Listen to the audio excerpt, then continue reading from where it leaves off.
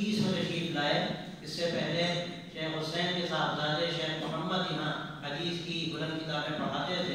ان کے جانے کے بعد سے جگہ خالی تھی تو اس وقت کے جو ناظم تھے مولانا حکیم سید الحی حسنی رحمۃ اللہ علیہ, انہوں نے ان کو دعوت دی. ان کے استاد بھی تھے, بلکہ یہ بھی کہا جا سکتا ہے کہ پیر بھائی بھی تھے, اس لیے کہ حضرت مولانا حیدر حسن خان صاحب رحمۃ اللہ علیہ ابتدا میں جب حجاز تشریف لے گئے تو حضرت حاجی امداد اللہ صاحب مہاجر مکی رحمۃ اللہ علیہ سے بیعت ہوئے, اور اسی وقت حضرت نے ان کو اجازت بھی مرحمت فرمائی, سلوک کی اجازت بھی دی. حالانکہ ان کی وہ زیادہ عمر نہیں تھی, پر ایک عجیب بات کہی کہ تم کبھی عمرہ سے تعلق نہ رکھنا.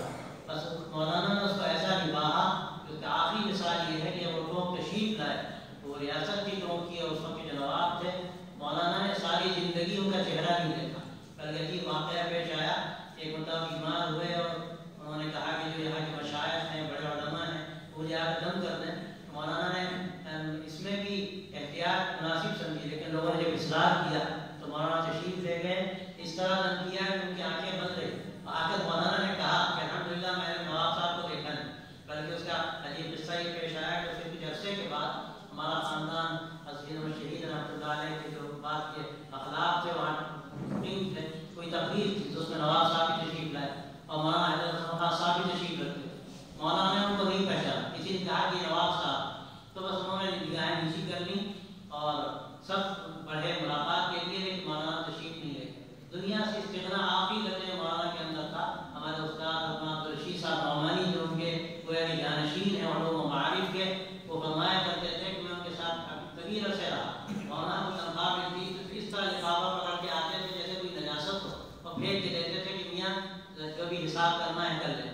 یہ مولانا کا مزاج تھا, اور مولانا قدیم علماء کا نمونہ تھا, درس تدریس میں بھی اور اپنی عملی زندگی میں بھی.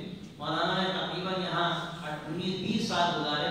شروع ہی سے وہ یہاں شیخ الحدیث میں, بلکہ اگر یہ کہوں کہ شیخ الحدیث کی جو اصطلاح ہے سب سے پہلے مولانا ہی پر اس کا انتباہ ہوتا ہے, اور پھر وہ پوری مدت میں بخاری شریف بھی پڑھاتے رہے اور ترمذی شریف میں بڑی حدیث کی کتابیں پڑھاتے رہے. اس کے ساتھ آخری دور میں تقریباً 7 سال وہ اہتمام کے منصب کا بھی فائز ہوئے, اور یہ ان کا زمانہ بڑا یہاں کا سنہرا دور ہے. اسی زمانے میں بڑی بڑی شخصیات یہاں پر پیدا ہوئی, جن میں سے حضرت مولانا سید ابوالحسن علی ندوی رحمۃ اللہ علیہ ہیں, اور دوسرے حضرات